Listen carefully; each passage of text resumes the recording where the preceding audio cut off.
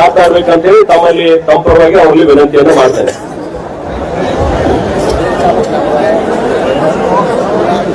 बोलो भारत माता की, ರೈತರ ಹೋರಾಟಕ್ಕೆ, ಕಬ್ಬು ಬೆಳೆಗಾರರ ಹೋರಾಟಕ್ಕೆ. ಆತ್ಮೀಯ ರೈತ ಬಾಂಧವರೇ, ಇವತ್ತು ಬೆಳಗ್ಗೆನೂ ಸಹ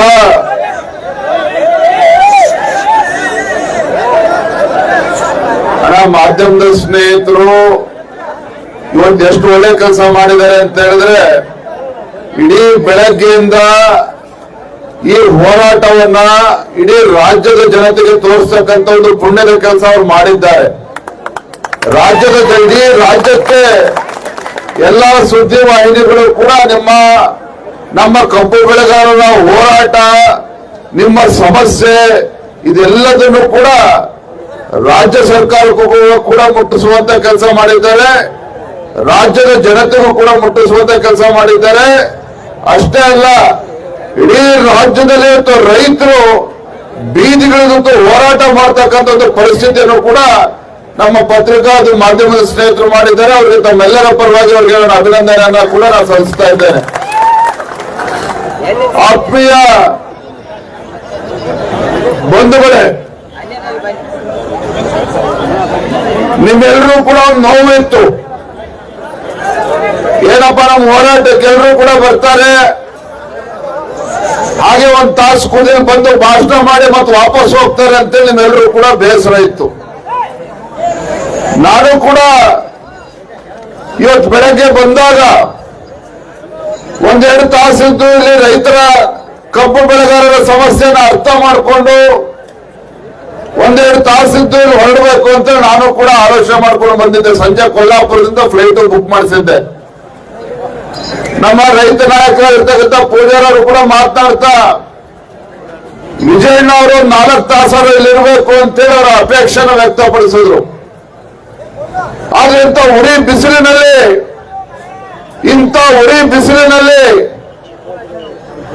ಊಟ ಯಾವುದನ್ನು ಕೂಡ ಲೆಕ್ಕಿಸದೆ ನಮ್ಮ ಕಬ್ಬು ಬೆಳೆಗಾರರು ಇಂಥ ಬಿಸಿಲಿನಲ್ಲಿ ಕೂತಿದ್ದಾರೆ ಅಂತ ಹೇಳಿದಾಗ ನನಗೆ ಇವತ್ತು ಉರ್ಲಾಪುರ ಇಲ್ಲಿ ಬಿಟ್ಟು ಜಾಗ ಬಿಟ್ಟು ಹೋಗ್ಬೇಕು ಅಂತ ನನಗೂ ಕೂಡ ಮನಸ್ಸು ಬರಲಿಲ್ಲ. ಹಾಗಾಗಿ ನಾನು ಕೂಡ ತೀರ್ಮಾನ ಮಾಡಿದ್ದೇನೆ, ನೀವೆಲ್ಲರೂ ಕೂಡ ಸಾಥ್ ಕೊಡ್ತೀರಿ ಅಂತ ಹೇಳಿದ್ರೆ, ಇವತ್ತು ರಾತ್ರಿ ನೀವೆಲ್ಲರೂ ಕೂಡ ಇಲ್ಲೇ ಮಲ್ಕೊಳ್ತೀರಿ ಅಂತ ಹೇಳಿದ್ರೆ ನಾನು ನಿಮ್ ಜೊತೆ ರೈತರ ನೀವೆಲ್ಲರೂ ಇರ್ತೀರಿ. ಇವತ್ತು ಯಾರ್ಯಾರು ಇಲ್ಲೇ ಮಲ್ಕೊಳ್ತೀರಿ ದಯವಿಟ್ಟು ಕೈ ಎತ್ರಿ ನೀವು. बोलो भारत माता की. ಇವತ್ತು ಬೆಳಗ್ಗೆ ಹೋರಾಟಕ್ಕೆ ಬಂದು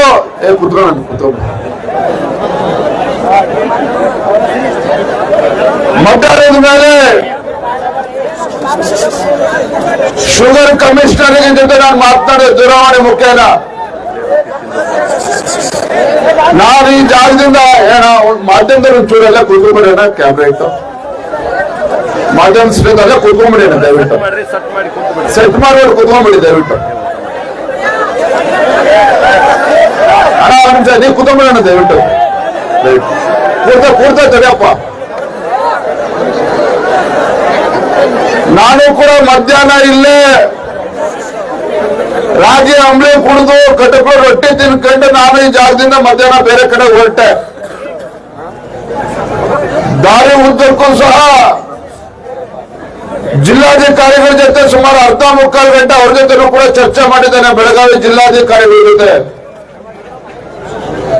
ಜಿಲ್ಲಾಧಿಕಾರಿಗಳಿಗೆ ಎಚ್ಚರಿಕೆಯನ್ನ ನೀಡುವಂತ ಕೆಲಸ ಮಾಡಿದ್ದೇನೆ. ಇವತ್ತು ರೈತರನ್ನ ಬಹಳ ಹಗುರವಾಗಿ ತೆಗೆದುಕೊಂಡಿದ್ದಾರೆ ರಾಜ್ಯ ಸರ್ಕಾರ. ಯಾವುದೇ ಕಾರಣಕ್ಕೂ ಈ ನಾಡಿಗೆ ತುರ್ತು ಅನ್ನವನ್ನ ಕೊಡ್ತಕ್ಕಂಥ ರೈತ ಕಬ್ಬು ಬೆಳೆಗಾರರನ್ನ ಬಹಳ ಹಗುರವಾಗಿ ತೆಗೆದುಕೊಳ್ಬೇಡಿ, ರೈತರನ್ನ ಹಗುರವಾಗಿ ತೆಗೆದುಕೊಳ್ಬೇಡಿ.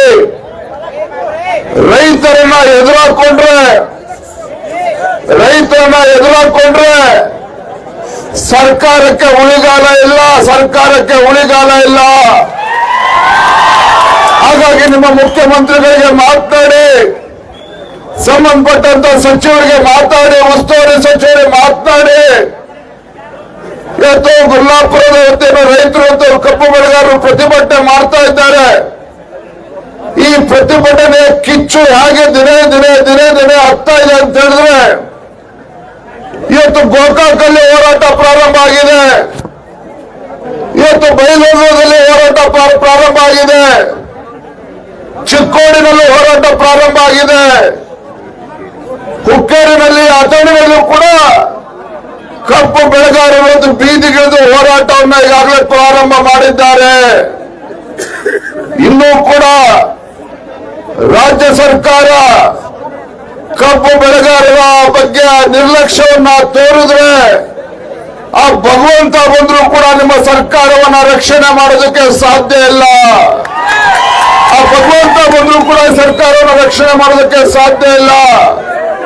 ಹಾಗಾಗಿ ನಾನಿಲ್ಲಿರ್ತಕ್ಕಂಥ ನಮ್ಮ ಬೆಳಗಾವಿ, ಬಾಗಲಕೋಟೆ, ಬಿಜಾಪುರ ಜಿಲ್ಲೆಯ ಕಬ್ಬು ಬೆಳೆಗಾರರ ಪರವಾಗಿ ಈ ರಾಜ್ಯದ ಗೌರವಯುತ ಮುಖ್ಯಮಂತ್ರಿಗಳಿಗೆ ಕೈ ಜೋಡಿಸಿ ವಿನಂತಿ ಮಾಡ್ತಾ ಇದ್ದೇನೆ.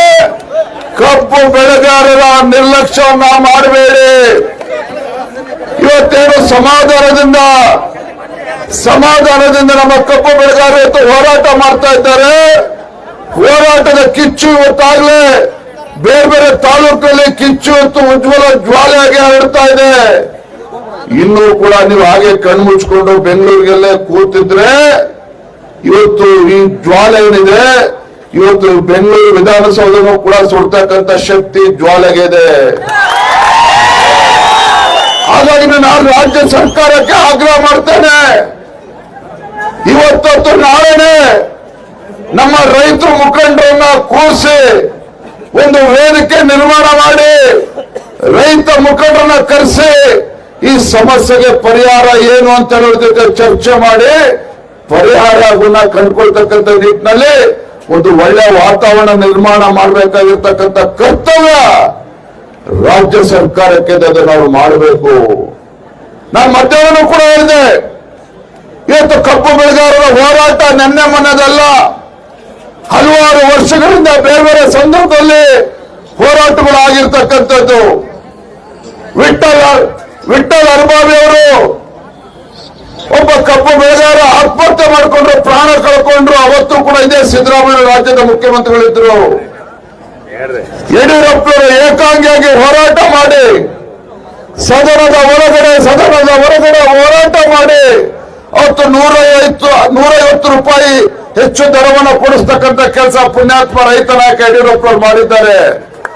ಈರಣ್ಣ ಕಬಾಡಿ ಅವರು ಹೇಳಿದ್ರು, ನಾವು ಪ್ರಾಮಾಣಿಕವಾಗಿ ಮಾತನ್ನು ಹೇಳ್ತೇನೆ, ನಾನಿವತ್ತು ನಿನ್ನೆ ರಾತ್ರಿ ಎಲ್ಲಿವತ್ತು ಪಾಪ ಅವನು ರೈತ ವಿಷ ತೆಗೆದುಕೊಂಡಿದ್ದಾನೆ ಇಲ್ಲಿ ಅಂತೇಳಿ ಗೊತ್ತಾದ ತಕ್ಷಣ ನನ್ನ ಮನಸ್ಸು ಕೂಡ ತಡಿಲಿಲ್ಲ. ಬೆಳಗ್ಗೆ ಎದ್ದು ನಮ್ಮೆಲ್ಲ ಮುಖಂಡರೊಂದಿಗೆ ಬೆಳಗ್ಗೆ 4 ಗಂಟೆಗೆ ಹೊರಟು ಬಂದಿದ್ದೇನೆ. ನಾನು 1-2 ತಾಸಿದ್ದು ಹೋಗ್ಬೇಕು ಅಂತ ಬಂದಾಗ ನಿಜವಾಗ್ಲೂ ಕೂಡ ನಮ್ಮ ಮುಗ್ಧ ರೈತರು ಯಾವ ಸಂಕಷ್ಟದಲ್ಲಿದ್ದಾರೆ ನಿಮ್ಮ ನೋಡಿದಂತ ಸಂದರ್ಭದಲ್ಲಿ ನನ್ನ ಮನಸ್ಸು ಕೂಡ ಕರಗೋಯ್ತು. ಹಾಗಾಗಿ ಇವತ್ತು ನಾನು ಹೇಳ್ತೇನೆ, ರಾಜ್ಯದ ಮುಖ್ಯಮಂತ್ರಿಗಳಿರಲಿ, ಉಸ್ತುವಾರಿ ಸಚಿವರಿರಲಿ, ಸಕ್ಕರೆ ಸಚಿವರಿರಲಿ, ಆ ಸಚಿವರ ಜೊತೆನೂ ಕೂಡ ನಾನು ಮಾತನಾಡಿದ್ದೇನೆ. ನಿಮ್ಮ ಸರ್ಕಾರದ ಕರ್ತವ್ಯ ಇದೆ, ನಾಳೆನೆ ಒಂದು ಒಳ್ಳೆ ವಾತಾವರಣದಲ್ಲಿ ರೈತ ಮುಖಂಡರನ್ನ ಕರೆಸಿ ಅಧಿಕಾರಿಗಳನ್ನು ಕೂರಿಸಿಕೊಂಡು ಇವತ್ತು ಎಲ್ಲರೂ ಚರ್ಚೆ ಮಾಡಿ ಸಮಸ್ಯೆಗೆ ಪರಿಹಾರ ಕಂಡುಕೊಳ್ಳಿ. ಇಲ್ಲ, ಖಂಡಿತ ಭಗವಂತನು ಕೂಡ ಒಳ್ಳೇದು ಮಾಡೋದಕ್ಕೆ ಸಾಧ್ಯ ಇಲ್ಲ. ಈ ನಾಡಿಗೆ 2 ತುತ್ತು ಅನ್ನವನ್ನ ಕೊಡ್ತಕ್ಕಂಥ ರೈತನಿಗೆ ಒಳ್ಳೇದು ಮಾಡೋದಕ್ಕೆ ಸಾಧ್ಯ ಆಗ್ಲಿಲ್ಲ ಅಂತ ಹೇಳಿದ್ರೆ ಈ ಸರ್ಕಾರ ಬದುಕಿದ್ದು ಕೂಡ ಸತ್ತಂತೆ. ನಾನು ಈ ವೇದಿಕೆ ಮೂಲಕ ರಾಜಕಾರಣ ಮಾಡೋದಕ್ಕೆ ಪ್ರಯತ್ನ ಮಾಡ್ತಾ ಇಲ್ಲ. ಆದ್ರೆ ರೈತರು ಅಂತೂ ಕಂಗಾಲಾಗಿದ್ದಾರೆ. ರೈತರು ಅಂತೂ ಕೇಳ್ತಾ ಇರ್ತಕ್ಕಂಥದ್ದು ಭಿಕ್ಷೆ ಅಲ್ಲ. ರೈತರು ಕೇಳ್ತಾ ಇರ್ತಕ್ಕಂಥದ್ದು, ಕಬ್ಬು ಬೆಳೆಗಾರರು ಕೇಳ್ತಕ್ಕಂಥದ್ದು ಭಿಕ್ಷೆ ಅಲ್ಲ. ನ್ಯಾಯಸಮ್ಮತವಾಗಿರ್ತಕ್ಕಂಥ ಬೇಡಿಕೆಯನ್ನ ಇವತ್ತು ಕಬ್ಬು ಬೆಳೆಗಾರರು ಅಂತೂ ಕೇಳ್ತಾ ಇರ್ತಕ್ಕಂಥದ್ದು. ಹಾಗಾಗಿ ಇವತ್ತು ರಾಜ್ಯದ ಮುಖ್ಯಮಂತ್ರಿಗಳಿಗೆ ಜವಾಬ್ದಾರಿ ಇದ್ದಿದ್ದೇ ಆದ್ರೆ, ಈ ರಾಜ್ಯ ಸರ್ಕಾರಕ್ಕೆ ಕಿಂಚಿತ್ತಾದ್ರೂ ಮನುಷ್ಯತ್ವ ಅನ್ನೋದಿದ್ದಾದ್ರೆ ತತ್ಕ್ಷಣ ಇವತ್ತು ನಾಳೆನೆ ಸಭೆ ಕರೆದು ರೈತ ಮುಖಂಡರನ್ನ ಸೇರಿಸಿ ರೈತರ ಸಂಕಷ್ಟಕ್ಕೆ ಪರಿಹಾರವನ್ನು ಸೂಚಿಸತಕ್ಕಂಥ ಕೆಲಸ ಮಾಡಿ, ಪರಿಹಾರವನ್ನು ಕೊಡ್ತಕ್ಕಂಥ ಕೆಲಸ ಮಾಡಿ. ಹಾಗಾಗಿ ನಾನು ಇವತ್ತೇನು ನಿಮ್ ಜೊತೆಲೆ ನಾನು ಕೂಡ ಅಹೋರಾತ್ರಿ ಧರಣಿ ಇವತ್ತೇನು ಕರೆ ಕೊಟ್ಟಿದ್ದೇನೆ, ನಾನು ಕೂಡ ನಿಮ್ ಜೊತೆಲೆ ಇರ್ತೇನೆ. ದಯವಿಟ್ಟು ಯಾರು ಕೂಡ ಹೋಗ್ಬಾರ್ದು. ಇಲ್ಲೇ ಪಾಪ ಊಟದ ವ್ಯವಸ್ಥೆ ನೀವೇ ಪಾಪ ಜೋಬರಿಂದ 10,000 ರೂಪಾಯಿ ಖರ್ಚು ಮಾಡ್ಕೊಂಡು ಇಲ್ಲೇ ಊಟದ ವ್ಯವಸ್ಥೆ ಮಾಡ್ಕೊಂಡು ರೊಟ್ಟಿ ಮುದ್ದೆ ಕಟ್ಕೊಂಡು ನೀವು ಸತ್ಯಾಗ್ರಹ ಹೋರಾಟವನ್ನು ಮಾಡ್ತಾ ಇದ್ದೀರಿ, ಸತ್ಯ ಹೋರಾಟವನ್ನ ಪ್ರತಿಭಟನೆ ಮಾಡ್ತಾ ಇದ್ದೀರಿ. ಖಂಡಿತ ನಿಮ್ಮ ಹೋರಾಟಕ್ಕೆ ಜಯ ಸಿಕ್ಕೇ ಸಿಗ್ತದೆ. ದಯವಿಟ್ಟು ಸಮಾಧಾನ ರೀತಿಯಲ್ಲಿ ನಮ್ಮ ಹೋರಾಟವನ್ನ ಮುಂದುವರಿಸೋಣ. ಇವತ್ತು ರಾತ್ರಿನೂ ಕೂಡ ಇಲ್ಲಿ ಎಲ್ಲರೂ ಕೂಡ ತಾವೆಲ್ಲರೂ ಕೂಡ ಇರಬೇಕು ಅನ್ನೋ ಮಾತನ್ನ ಈ ಸಂದರ್ಭದಲ್ಲಿ ಹೇಳ್ತಾ, ಈರಣ್ಣ ಕನ್ನಡ ಪಾಪ ತಂದೆಯವರು ಫೋನ್ ಮಾಡಿದ್ರು. ನಾನಿವತ್ತು ಬೆಳಗಾವಿಗೆ ಇವತ್ತು ಹೋರಾಟಕ್ಕೆ ಬರ್ತೀನಿ ಅಂತ ಕೂಡ ಅವ್ರಿಗೆ ಮಾಹಿತಿ ಇರಲಿಲ್ಲ. ಬೆಳಗ್ಗೆ ಬಂದ್ಮೇಲೆ ಹೇಳಿದೆ. ಈಗಲೂ ಕೂಡ ಮಾತಾಡ್ತಾ ಇರ್ಬೇಕಾದ್ರೆ ಇಲ್ಲ ಇಲ್ಲೇ ಉಳಿತಾ ಇದ್ದೀನಿ, ನಾನು ಹುಡ್ದಪ್ಪ ಯಾವ್ದನ್ನು ಕೂಡ ಆಚರಣೆ ಮಾಡ್ತಾ ಇಲ್ಲ. ಈಗಾಗಲೇ ರೈತರ ಜೊತೆ ನಾಳೆ ದಿನ ನಾನು ಹುಡ್ದಪ್ಪವನ್ನ ನಮ್ಮ ರೈತರ ಜೊತೆ ಕಬ್ಬು ಬೆಳೆಗಾರರ ಜೊತೆಲೆ ನಾನು ಕೂಡ ಹುಡ್ದಪ್ಪ ಆಚರಣೆ ಮಾಡ್ತೇನೆ ಅಂತ ಸಂಕಲ್ಪ ಮಾಡಿದ್ದೇನೆ.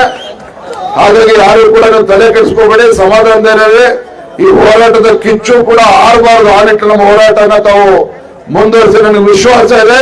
ಇವತ್ತು ಅಥವಾ ನಾಳೆ ಒಳಗೆ ಇವತ್ತು ಸರ್ಕಾರದವರು ಒಂದು ವೇದಿಕೆಯನ್ನ ನಿರ್ಮಾಣ ಮಾಡ್ತಾರೆ, ನಮ್ಮೆಲ್ಲ ರೈತ ಮುಖಂಡರನ್ನ ಕರೆಸಿ ಗೌರವವಾಗಿ ಚರ್ಚೆಗೆ ಅವಕಾಶ ಮಾಡಿಕೊಡ್ತಾರೆ. ಅಲ್ಲಿವರೆಗೂ ನಾವು ಮುಂದುವರಿಸೋಣ ಹೋರಾಟವನ್ನ ನಾವು ಮಾತನ್ನ ಹೇಳ್ತಾ ತುಂಬಾ ಸಂತೋಷ ಆಗಿದೆ. ಇಷ್ಟೊಂದು ದೊಡ್ಡ ಸಂಖ್ಯೆಯಲ್ಲಿ, ಯಾಕೆಂತ ಹೇಳಿದ್ರೆ ಪಾಪ ನಮ್ಮ ಪೂಜಾರವರು ಎಲ್ಲರೂ ಕೂಡ ಹೇಳ್ತಾರೆ, ಸ್ವಾಮಿಯವರು ಕೂಡ ಹೇಳ್ತಾ ಇದ್ರು, ನಿಮ್ಗೆ ಯಾರು ಕೂಡ ಇಲ್ಲಿ ರೊಕ್ಕ ಕೊಟ್ಟು ಯಾರನ್ನೂ ಕೂಡ ಕರ್ಕೊಂಡ್ ಬಂದಿಲ್ಲ. ಹೌದಾನೆ? ನಿಮ್ಗೆ ಯಾರು ಕೂಡ ರೊಕ್ಕ ಕೊಟ್ಟೆ ಕರ್ಕೊಂಡ್ ಬಂದಿಲ್ಲ. ನೀವೇ ನಿಮ್ ಮೋಟರ್ ಬೇಕು ಗಾಡಿ ಎಲ್ಲವನ್ನು ತೆಗೆದುಕೊಂಡು ನೀವೇ ಸ್ವತಃ ನೀವು ಆಸಕ್ತಿನ ವಹಿಸ್ಕೊಂಡು ಇವತ್ತು ರೈತರ ಸಂಕಟಕ್ಕೆ ಸ್ಪಂದನೆ ಮಾಡಬೇಕು ಅಂತ ಎಲ್ಲರೂ ಕೂಡ ತಾವು ಬಂದಿದ್ದೀರಿ. ನಿಮ್ಮ ಹೋರಾಟಕ್ಕೆ ಜಯ ಸಿಗಲಿ ಅಂತ ನಾನು ಕೂಡ ಶುಭವನ್ನು ಹಾರೈಸ್ತಾ ನಿಮ್ಮೆಲ್ಲರೂ ಕೂಡ ಒಂದಿಸಿ ಮಾತನ್ನು ಮುಗಿಸ್ತೇನೆ. ಬಲೋ ಭಾರತ್ ಮಾತಾ ಕಿ, ಬಲೋ ಭಾರತ್ ಮಾತಾ ಕಿ. ರೈತ ಪರ ಹೋರಾಟಕ್ಕೆ, ಕಬ್ಬು ಬೆಳೆಗಾರರ ಹೋರಾಟಕ್ಕೆ. ನಮಸ್ಕಾರ. ನಿಮ್ಮ ಸಮಸ್ಯೆಗಳ ಬಗೆಹರಿಯವರಿಗೆ ನಿಮ್ಮ ಜೊತೆ ಸದಾಕಾಲ ನಿಂತ್ಕೊಳ್ತೀನಂತೇಳಿ ಭರವಸೆಯನ್ನ ನೀಡಿ ಹೋರಾಟಕ್ಕೆ ಬೆಂಬಲವನ್ನು ಸೂಚಿಸಿ ಮಾತನಾಡಿರ್ತಕ್ಕಂಥ ಬಿಜೆಪಿ ಪಕ್ಷದ ರಾಜ್ಯಾಧ್ಯಕ್ಷರಾಗಿರ್ತಕ್ಕಂಥ ಆತ್ಮೀಯರಾಗಿ ಸನ್ಮಾನಿಸಿ BY ವಿಜೇಂದ್ರ ಸರ್ ಅವರಿಗೆ ಜೋರಾದ ಚಪ್ಪಾಳೆ ಮೂಲಕ ಧನ್ಯವಾದಗಳು ಸಲ್ಲಿಸಿ